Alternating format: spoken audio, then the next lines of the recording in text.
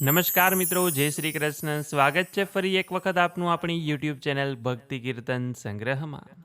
મિત્રો, અત્યારે ચૈત્ર માસ ચાલી રહ્યો છે અને ચૈત્ર માસની અમાસનું આપણા શાસ્ત્રોમાં ખૂબ જ મોટું મહત્વ બતાવવામાં આવ્યું છે. કેમ કે ચૈત્ર મહિનો પણ પિતૃઓનો મહિનો ગણાય છે અને અમાસની તિથિ પણ પિતૃઓની તિથિ ગણાય છે. એટલે આજના દિવસનું મહત્વ આપણે સૌ લોકો સમજી જ શકીએ. એટલે આજના દિવસે કરવામાં આવતા કેટલાક ખાસ કાર્યો અને વ્રત એ આપણા જીવનમાં સુખ, શાંતિ અને સમૃદ્ધિ લાવી શકે છે. એટલે આજનો આ વિડીયો ખાસ છે, કારણ કે આપણે જાણીશું કે ચૈત્રી અમાસનું શું મહત્વ છે, આ વ્રત કેવી રીતે કરવું તથા આજના દિવસે શું કરવું, શું ન કરવું, લક્ષ્મી પ્રાપ્તિના ઉપાય શું કરવા અને પિતૃઓને પ્રસન્ન કરવાના શું ઉપાય કરવા, પિતૃદોષને મટાડવા શું કરવું, અનેક એવી ઉપયોગી બાબતો આજે આપણે જાણવાના છીએ. તો અંત સુધી મારી સાથે જોડાયેલા રહેજો. વિડીયો પસંદ આવે તો કોમેન્ટ સેક્શનમાં અમાસ નિમિત્તે, પિતૃ નિમિત્તે એક વખત જય શ્રી કૃષ્ણ લખજો. મિત્રો, ચૈત્ર મહિનો એ હિન્દુ કેલેન્ડરનો પ્રથમ માસ છે. તેથી તેની અમાસ એ નવી શરૂઆત અને શુદ્ધિકરણનું પ્રતીક માનવામાં આવે છે. આ અમાસને પિતૃતર્પણ અને દાન પુણ્ય કરવા માટે સર્વોત્તમ માનવામાં આવી છે. એવું કહેવાય છે કે આ દિવસે પવિત્ર નદીમાં સ્નાન કરવાથી અશ્વમેઘ યજ્ઞ જેવું ફળ મળે છે. અને જો કોઈ પવિત્ર નદીમાં સ્નાન કરવા જઈ ન શકીએ તો સવારે સ્નાન કરતી વખતે ગંગાજળ ઉમેરી દેવાનું, કે જેનાથી સ્નાન કરવાથી પણ તે પવિત્ર નદીમાં સ્નાન કર્યા બરાબર પુણ્યફળની પ્રાપ્તિ થાય છે. શાસ્ત્રો મુજબ અમાસના દિવસે ચંદ્ર દેખાતો નથી, કે જેની અસર આપણા મન અને શરીર પર પડે છે. ખાસ કરીને પિતૃઓના આશીર્વાદ મેળવવા અને કુંડળીમાં રહેલા પિતૃદોષના નિવારણ માટે અમાસનું વ્રત કરવામાં આવે છે. ચૈત્રી અમાસનું વ્રત કરવાથી માનસિક શાંતિ પ્રાપ્ત થાય છે અને જે લોકોના જીવનમાં પ્રગતિ અટકી ગઈ હોય કે ઘરમાં કલેશ રહેતો હોય તેમને આ વ્રતથી વિશેષ લાભ થાય છે. માન્યતા છે કે આ દિવસે કરેલું દાન અને ઉપવાસ પણ જન્મ જન્માંતરના પાપોમાંથી મુક્તિ અપાવે છે. પિતૃઓ મોક્ષ પ્રાપ્ત કરીને પરિવારને આશીર્વાદ આપે છે. તો હવે ચૈત્ર અમાસ ઉપર શું દાન કરવું અને કોને દાન કરવું જોઈએ? તો મિત્રો, કહેવાય છે કે ચૈત્ર માસમાં ગરમીની શરૂઆત થઈ ગઈ હોય, તેથી શાસ્ત્રોમાં આ સમયે ઠંડક આપતી વસ્તુનું દાનનો મહિમા બતાવેલો છે. તો ઠંડક આપતી વસ્તુ કઈ? તો તેમાં પાણીનું દાન સૌથી મોટું ગણાય છે. કોઈ જાહેર જગ્યાએ પરબ બંધાવી અથવા પશુ પક્ષીઓ માટે પાણીના કુંડા મુકાવવા એ ખૂબ જ પુણ્યકારી માનવામાં આવ્યું છે. એ પછી અન્નદાનમાં આપ ઘઉં, ચોખા કે બાજરી જેવા ધાન્યનું દાન પણ કરી શકો છો. લોટ અને ગોળનું દાન એ પિતૃદોષ શાંત કરવા માટે ઉત્તમ દાન છે. ઉનાળામાં મળતા ફળો જેવા સકરટેટી, તરબૂચ કે કેરીનું દાન પણ કરી શકાય છે. ચૈત્ર માસમાં શેકેલા ચણા કે જવનો લોટ ખાવો અને તેનું દાન કરવું એ સ્વાસ્થ્ય અને ધર્મ બંને રીતે શ્રેષ્ઠ માનવામાં આવ્યું છે.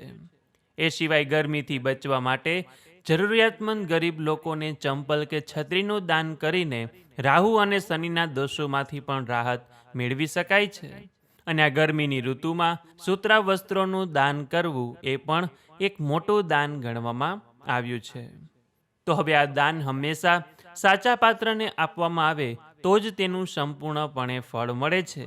એટલા માટે આ દાન જરૂરિયાતમંદ અને ગરીબ લોકોને કરવી જોઈએ, સુપાત્ર બ્રાહ્મણને કરવી જોઈએ, પિતૃઓના નામે કોઈ પવિત્ર સંસ્થા, ગૌશાળા કે ગરીબ બાળકોને દાન કરવું જોઈએ, કે પછી મૂંગા પશુ પક્ષીને દાન કરી શકાય. અને ચૈત્ર મહિનામાં તો કીડિયારું પૂરવાનું મહત્વ બતાવેલું જ છે.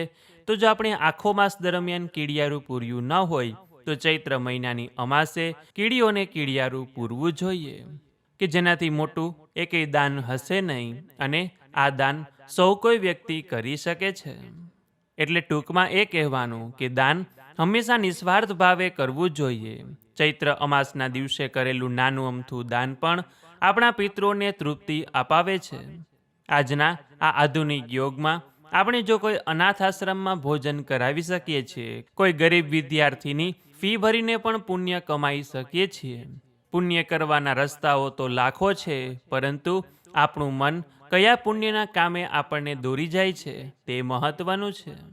તો હવે આ વ્રત કઈ રીતે કરી શકાય છે? તો આ વ્રત નિર્જળા ઉપવાસ કરી શકાય, ફળાહાર કરી શકાય છે, કે પછી ઘણા લોકો એકટાણું કરીને પણ વ્રત કરતા હોય છે.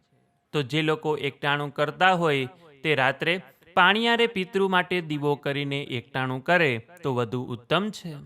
અને જે લોકો ઉપવાસ કરતા હોય, ફળાહાર કરતા હોય, તે લોકો આ વ્રતમાં દરેક પ્રકારના ફ્રૂટ લઈ શકે છે અને ચા, દૂધ, કોફી પણ લઈ શકે છે. તો હવે આજના દિવસે શું કરવું, શું ન કરવું?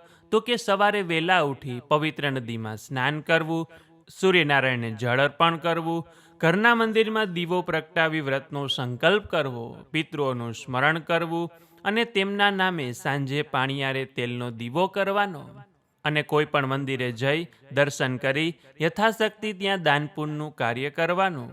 ગરીબોને અન્ન કે વસ્ત્રનું દાન કરી શકાય.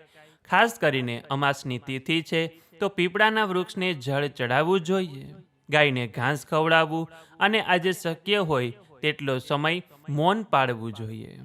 આ દિવસે ક્રોધ ન કરવો જોઈએ, કોઈની નિંદા ન કરવી, લસણ ડુંગળી જેવો તામસિક ભોજન ન લેવું, નખ કે વાળ કાપવાનું પણ ટાળવું જોઈએ અને શક્ય હોય તો ઘરમાં કલેશનું વાતાવરણ પણ ન રાખવું જોઈએ. એટલે આ રીતે ચૈત્ર મહિનાની અમાસનું ખૂબ જ મહત્ત્વ આપણા શાસ્ત્રોમાં બતાવેલું છે. અને એટલા માટે જ આજના દિવસે પિતૃદોષ નિવારણ કરવા માટે અને પિતૃઓને પ્રસન્ન કરવા માટે ઉપાય કરવામાં આવે છે. સાથે જ લક્ષ્મી પ્રાપ્તિના પણ ઉપાય કરવામાં આવે છે કે જે હવે આપણે જાણીશું. તો આપ સૌ લોકો ધ્યાનપૂર્વક વિડીયો જોજો અને સાંભળજો. અને તેમાંથી જે પણ ઉપાય આપ આજના દિવસે કરી શકતા હોય તે અવશ્ય કરજો. તો હવે પિતૃઓને પ્રસન્ન કરવા માટે સૌપ્રથમ ઉપાય છે, સવારે સ્નાન કર્યા પછી એક તાંબાના લોટામાં જળ, કાળા તલ અને સફેદ ફૂલ લઈને દક્ષિણ દિશા તરફ મુખ રાખીને પિતૃઓને અર્પણ કરવું કે જેનાથી આપણા પિતૃઓ તૃપ્ત થાય છે. બીજું છે, અમાસના દિવસે પીપળાના વૃક્ષમાં પિતૃઓનો વાસ માનવામાં આવે છે, તેથી પીપળાને જળ ચડાવવું અને સાંજે પીપળાના નીચે સરસવના તેલનો દીવો કરવો જોઈએ. ત્યાં બેસીને વિષ્ણુ સહસ્ત્ર નામનો પાઠ કરવો અને ઓમ પિતૃભ્યય નમઃ અથવા તો ઓમ નમો ભગવતે વાસુદેવાય એ મંત્રનો જાપ કરવો. ત્રીજું છે, આજના દિવસે ભોજન બનાવ્યા પછી સૌથી પહેલાં 5 હિસ્સા કાઢવા. ગાય, કૂતરા, કાગડો, દેવતા અને કીડી માટે કાગડાને ભોજન આપવું. એટલે આ રીતે આપણે આજના દિવસે પંચબલી ભોગ કર્યો કહેવાય. અને ચોથું છે, પિતૃઓની શાંતિ માટે આજના દિવસે ગાયત્રી મંત્રનો જાપ કરવો જોઈએ. તો હવે આપણે જાણીએ કે લક્ષ્મી પ્રાપ્તિના આજના દિવસે કયા ઉપાય કરવા જોઈએ. તો કે પહેલો ઉપાય છે, આજની સાંજે તુલસીના ક્યારા પાસે ગાયના ઘીનો દીવો કરવો અને દીવો કરતી વખતે ઓમ નમો ભગવતે વાસુદેવાય એ મંત્રનો જાપ કરવો કે જેનાથી આપણા ઘરમાં સુખ સમૃદ્ધિ વધે છે. એ પછી બીજું છે, ઘરના મુખ્ય દરવાજાની બંને બાજુ હળદર અથવા સિંદૂરથી સ્વસ્તિક કરવો જોઈએ. આ કરવાથી નકારાત્મક ઉર્જા દૂર રહે છે અને માતા લક્ષ્મીજીનું આપણા ઘરમાં આગમન થાય છે. એ પછી ત્રીજો ઉપાય છે કે જો આર્થિક મુશ્કેલી વધારે હોય તો આજના દિવસે પાણીમાં કાળા તલ નાખીને સ્નાન કરવું અને સ્નાન પછી કોઈ ગરીબને કાળા તલનું દાન કરવું કે જેનાથી રાહુ અને શનિના દોષ શાંત થાય છે અને ધન આવવાના માર્ગ ખુલે છે. અને ચોથું છે, આજના દિવસે સાંજે માતા લક્ષ્મીને ચોખાની ખીરનો ભોગ ધરાવવો જોઈએ અને આ પ્રસાદ પરિવારના દરેક સભ્યોએ લેવો જોઈએ. સફેદ વસ્તુનો ભોગ ધરાવવાથી શુક્ર ગ્રહ મજબૂત બને છે કે જે આપણને વૈભવ અપાવે છે. એટલે આ રીતે લક્ષ્મી પ્રાપ્તિના ઉપાય છે. પરંતુ ઘણા લોકોને પ્રશ્ન હોય છે કે મહેનત કરવા છતાં પણ પૈસા કેમ ટકી શકતા નથી. તો જ્યોતિષશાસ્ત્ર મુજબ કહેવાય છે કે જો પિતૃદોષ હોય તો લક્ષ્મીજીની કૃપા મળવામાં અવરોધ આવે છે અને તેથી જ ચૈત્ર અમાસના દિવસે પહેલાં પિતૃઓનું સ્મરણ કરવું અને પછી જ લક્ષ્મી પ્રાપ્તિના ઉપાય કરવા જોઈએ. જો આ બંને ઉપાય સાથે કરવામાં આવે તો જ તેનું ફળ મળે છે.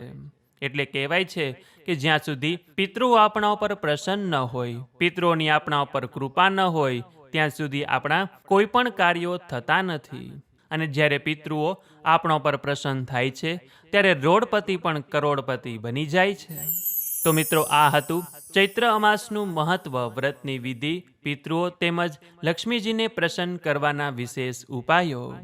શ્રદ્ધા અને સાચા મનથી કરવામાં આવેલું નાનું અમથું કાર્ય પણ જીવનમાં મોટું પરિવર્તન લાવી શકે છે. તો આશા રાખું છું કે આજનો આ વિડીયો આપ સૌને પસંદ આવ્યો હશે અને વિડીયોમાં આપેલી માહિતી આપને ઉપયોગી થઈ હશે.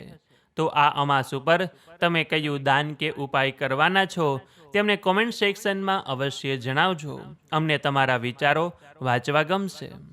તો આ વિડીયો પસંદ આવ્યો હોય તો લાઈક કરી તમારા મિત્રોને મોકલી, અમારી ચેનલમાં નવા હોય તો સબસ્ક્રાઇબ કરવાનું ભૂલતા નહીં કે જેથી આવનાર અવનવા વિડીયો આપ સુધી પહોંચતા રહે.